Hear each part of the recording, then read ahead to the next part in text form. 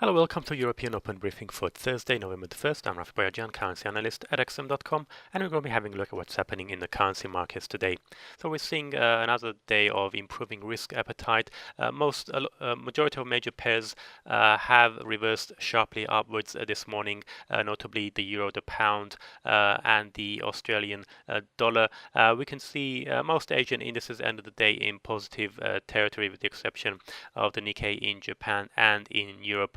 We can see a positive start there as well, except for the FTSE 100, which is down as we're seeing a very strong British pound this morning.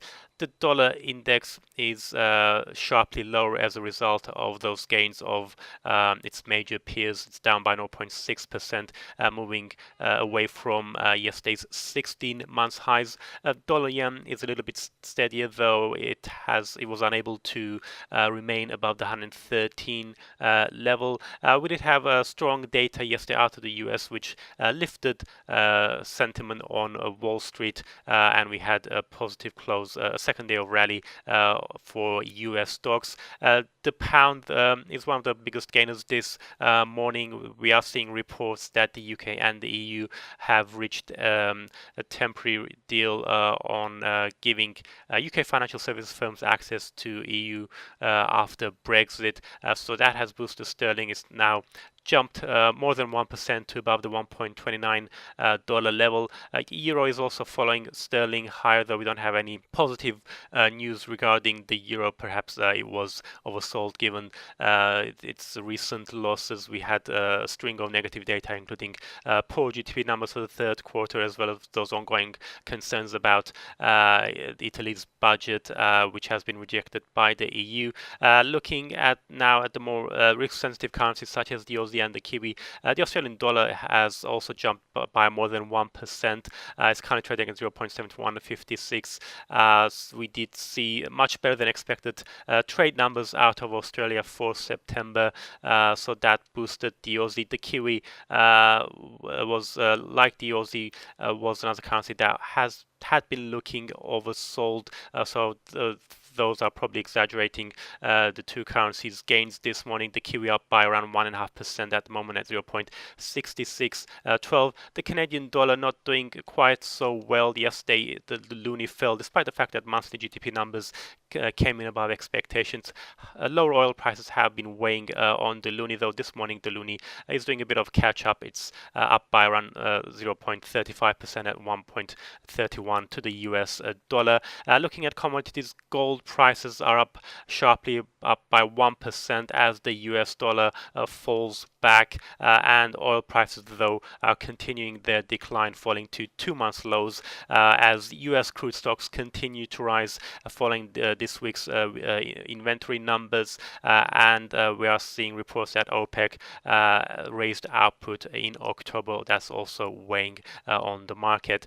Looking now at the main performers at the top of the table, we've got a Kiwi dollar, Aussie dollar, and the pound. At the bottom, the worst performer this morning is the dollar index, and we can see here in the chart dollar index moving off those 16-month highs above 97 yesterday, and dollar yen falling back below the 113 level. The yen did come under pressure yesterday after the Bank of Japan policy meeting, where they signaled continued monetary stimulus. The yen, though, despite being down against other majors, has recovered a little bit against the US dollar. So yesterday we had the ADP employment report for October, which showed better than expected numbers, and we also had quarterly labor cost figures where we saw wages rising by 2.9% in the third quarter. So all of that points to a strong non-farm payrolls report that's due tomorrow. So perhaps the dollar could recover if those numbers come in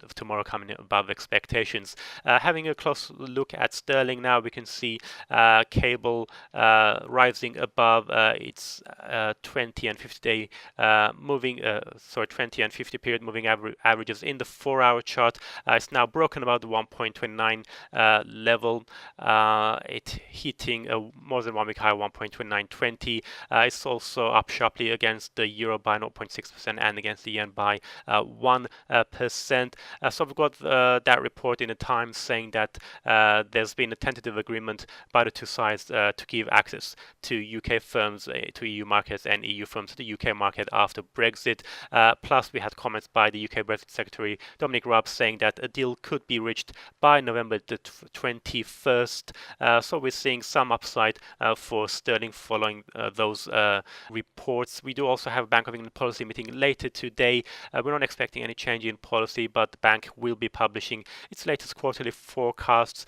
Plus, we're going to have a press conference with the Governor Mark Carney, so we could get some clues on the timing of the next interest rate hike in the UK.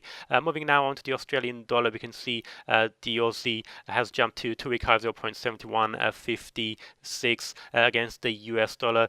We saw exports strongly higher in September. That's pushed the trade surplus to above 3 billion Australian dollars versus forecasts of just 1.7 billion. We also had the cash in manufacturing PMI out of China this morning, where we saw a slight increase from 50 to 50.1 in October. Forecasts were for a fall to 49.9. So all of that has also provided an additional boost to the Aussie. Plus, we are seeing some reports as well saying that Chinese authorities are planning on further stimulus measures for the Chinese economy, and the Kiwi just benefiting on the back of all that, up to its climb to 1.5 week high of 0.6613.